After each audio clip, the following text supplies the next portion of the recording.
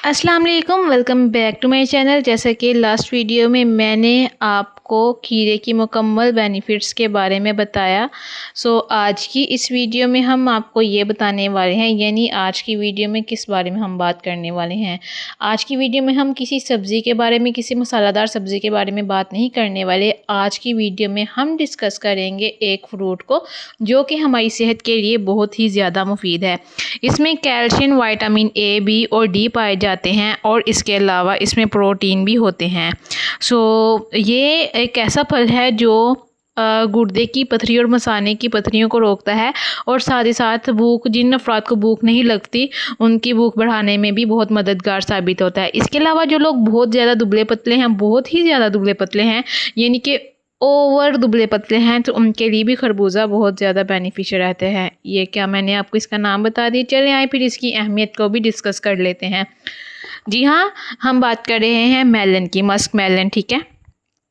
पंजाब में खरबूजे को बहुत पसंद किया जाता है। ग़िज़ाइयत के एतबार से खरबूजा एक अहम मुकाम रखता है। इसमें हरारे, प्रोटीन, स्कारबुक एसिड, थायामीन, चूना, हयातीन, अलिफ, राइबोफ्लाविन वगैरह जो इंसानी नोशोनुमा के लिए अज़हद ज़रूरी हैं, काफ़ी मिकदार में पाए जाते हैं।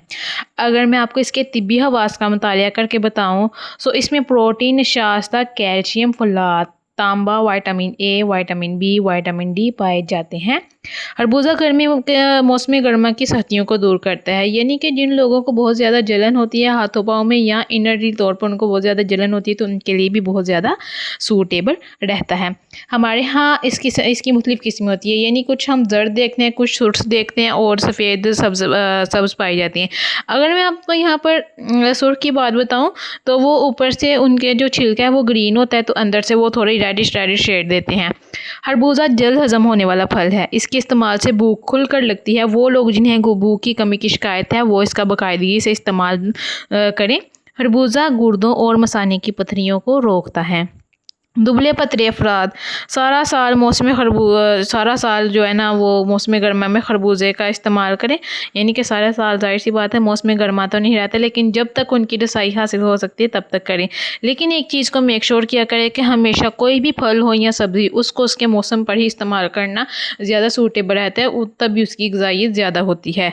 क्योंकि ये अल्लाह ताला का पैदा करदा और बनाया हुआ एक निज़ाम है कि अल्लाह ताला ने फलों और फूलों पौधों के लिए हर चीज़ के लिए एक टाइम टेबल बनाया हुआ है कि इस मौसम में इस जगह ये फल जो है ना उगेंगे और इसमें जो उस मौसम में ग़िज़ाइयत पाई जाती है ना वो फिर आम रूटीन में नहीं होती।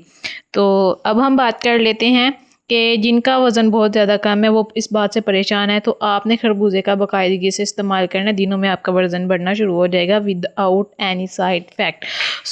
तिब्बी नुक्ता नज़र से खरबूजा एक पेशाब आवर फल है और इसके इस्तेमाल से पेशाब खुल कर आता है, जिससे खून के कई जहरीले मादे खारिज हो जाते हैं और जिसकी वजह से अगर ब्लड प्रेशर का इशू जिन्हें होता है वो खरबूजे का अगर सही से इस्तेमाल करें तो उनके लिए बहुत ज़्यादा सूटेबल, क्योंकि जब ज़्यादा पेशाब आएगा तो ब्लड प्रेशर भी कम मतलब नॉर्मल अपना आना शुरू हो जाता है। अगर गर्मी मौसम में पेशाब में जलन की शिकायत है तो खरबूजे का इस्तेमाल करें, ये तकलीफ दूर हो जाती है। जिन माओं को दूध में कमी की शिकायत है, यानी ऐसे औरतें जो बच्चों को फीड करवाती हैं, दूध कम आता है, तो उनके लिए भी खरबूजा बहुत ज़्यादा सूटेबल है। नीज़ इसके बीज खाने से माहाना निज़ाम में कमी ख़त्म हो जाती है। ऐसी ख़वातीन जिनके चेहरे पर दिलकशी ख़त्म हो गई है या आँखों के गिर्द स्याह हल्के हो गए हैं, तो वो भी खरबूजे का बाकायदगी से इस्तेमाल करें।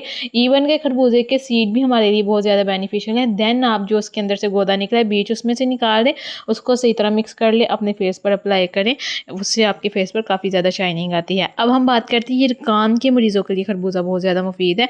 यानी कि बहुत से लोगों का कहना है कि खरबूजे की तासीर गर्म है, खरबूजा नहीं खाना चाहिए, लेकिन एक चीज़ को मेक श्योर रखें, इसकी तासीर गर्म नहीं, सिर्फ आपके जहन की हर चीज़ होती है कि इसकी तासीर गर्म है, ऐसे ये हो जाएगा वो हो जाएगा। देखिए खरबूजा कितना बेनिफिशियल है, अल्लाह ताला का बहुत बड़ा तोहफ़ा है हमारे लिए। अब हम बात करते हैं इसके आब हवा की। जाहिर सी बात है हमने ये तो देखा इससे क्या बेनिफिट है, लेकिन अब हमने ये भी देखना है कि इसका प्रोसेस क्या है, इसकी लाइफ साइकिल क्या है, इसको किस तरह ग्रोथ किया जाता है और किस तरह हम मार्केट में से मुनाफा कमा सकते हैं। खरबूजा मौसम गर्मा की अहम फसल है और सूबे के हर मैदानी इलाके में इसकी काश्त होती है। खरबूजा 21 दर्जे से 38 दर्जे सेंटीग्रेड काश्त किया जा सकता है।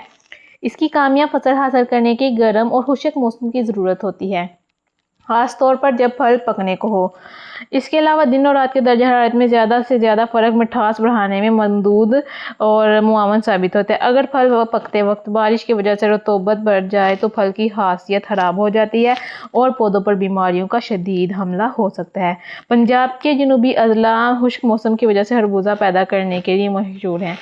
اب ہم نے یہ تو دیکھ رہے کہ اس کے لیے ہمیں کتنا درجہ حرارت سینٹی گریڈ وغیرہ چاہیے، یہ سب ہم نے دیکھا آب ہوا میں۔ اب بات یہ آتی ہے کہ اس کو کاشت کرنے کا موسم کون سا ہے۔ خربوزے کے پودے قہر کے معمولی اثر کو برداشت نہیں کر سکتے، اس لیے کاشت جب قہر نمودار ہونے کا خطرہ نہ رہے تب کرنی چاہیے۔ اس کی کاشت زیادہ موزہ وقت وسط فروری، وسط مارچ اور پچھیتی فصل بعض اوقات بارش سے متاثر ہو جاتی ہے، دوسری فصل جون میں کاشت کی جاتی ہے۔ Then you are very luckiest person if you found this video in June۔ اگر وائرسی امراض کا حملہ نہ ہو تو اچھی پیداوار دیتی ہے۔ یہ فصل جنوبی اضلاع میں زیادہ کامیابی سے رہتی ہے۔ اب آپ نے کمنٹ سیکشن میں یہ مجھے بتانا ہے کہ آپ جنوب سے ہیں کہ مشرق سے، یعنی کہ پنجاب کی بات کر رہی ہوں۔